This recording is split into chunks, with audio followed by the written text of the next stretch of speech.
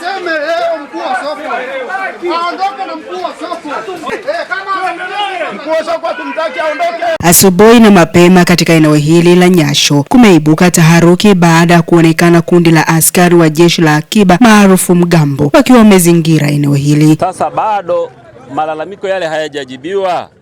Imekuwaje imefanyika ghafla bila taarifa, tena wanakuja kufunga vibanda? Si wangeacha tujibiwe, maana kesho ndio ilikuwa mkuu wa mkoa tukae naye kwa maelekezo tuliyopokea ofisini. Sasa tunaona tena ghafla imetokea tofauti na yale tuliyokuwa tumekubaliana. Hali hii ikazua taharuki kwa wafanyabiashara na mambo yakawa hivi.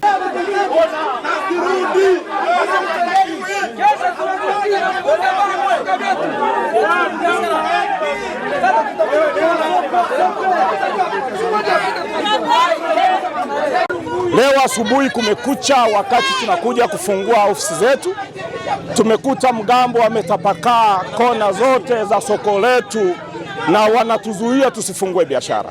Sasa tunasikitika, leo tumekuta wameweka uzio, wamezuia Mgambo tusifungue. Ndio masikitiko yetu, lakini hatujapata barua yoyote ya kutuzuia kwamba tusifungue biashara eneo hili na kwa sababu zipi zinazoweza kutuzuia tusifungue. Tukakubaliana, tukamwagiza, tukamwita na mwenyekiti wa mkoa Machinga aje tusikilize, akasema anapeleka maoni yetu kule manispaa ili watusikilize. Tumewahitaji waje kutusikiliza waheshimiwa hapa bunge, hapa wakurugenzi wa manispaa hawajafika. Leo tumetoka nyumbani tunakuta Mgambo wamejaa. Taharuki jamani, wanataka sisi tutume maombi kwa vibanda vyetu, na vibanda mimi nimehangaika mwenyewe Mama Samia. Nimejenga mama kwa kujimudu kuhifadhi mali yangu ili niendelee kujipatia kipato, kutunza familia yangu. Sasa hii nchi tunapoelekea ni wapi kama tusiposikilizwa? Kama vile tunaonewa, tunaambiwa tufunge vibanda, tumesimamiwa na Migambo. Na tunashangaa waziri mkuu alizuia haya mambo ya kufungia watu biashara. Samia kila siku anazuia hizi taharuki za namna hii. Mama Samia Suluhu Hassan anazuia watu wasifanye taharuki za namna hii kwa sababu nchi haiko vizuri. Lakini kabla haya tunaona leo anatuletea hawa Mgambo, na sisi tungechukua maamuzi kama wafanye biashara tukawafanyia fujo, wana visu, wana mafimbo bila taarifa. Nini kinaendelea? Kwa hili jambo limekuwa ni gumu, limeleta taharuki. Hapo kama kweli rais wetu anaona haya mambo na waziri anazuia haya mambo, sisi tumekubali, acha tufe na njaa, na tuna mikopo ya rais alileta kwa ajili ya Machinga. Unaona hii fomu hapa mwisho inasema kwamba ili uombe eneo la wafanya biashara utume maombi ya shilingi 10,000. Tunaomba eneo gani? Tupo kwenye maeneo miaka mingi hapa kuanzia 97. Eneo tunauliza ni eneo gani tunaomba, hawatuambii.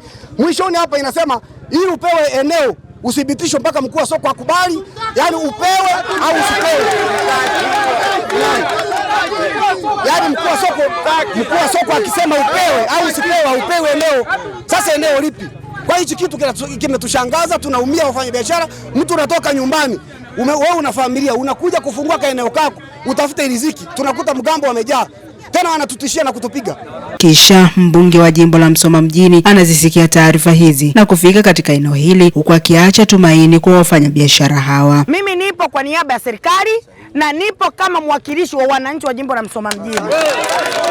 Ninaomba Mgambo kwanza, Mgambo wote tuongozane twende manispaa, na wafanyabiashara fungueni miradi yenu, muendelee na biashara. Ninaomba mkuu wa soko, mwenyekiti wa wafanyabiashara, katibu wa wafanyabiashara, kuna wajumbe wawili, kuna na katibu wa Machinga wa mkoa yuko hapa. Ninaomba tuongozane wote ofisini kwangu pamoja nao Migambo wote tuongozane ofisi ya mkurugenzi. Naomba wafanyabiashara kuweni calm. Rais Samia anawapenda wananchi wote hasa wa Msoma mjini. Naomba fungueni maduka yenu hapa nikiwepo, muendelee na biashara.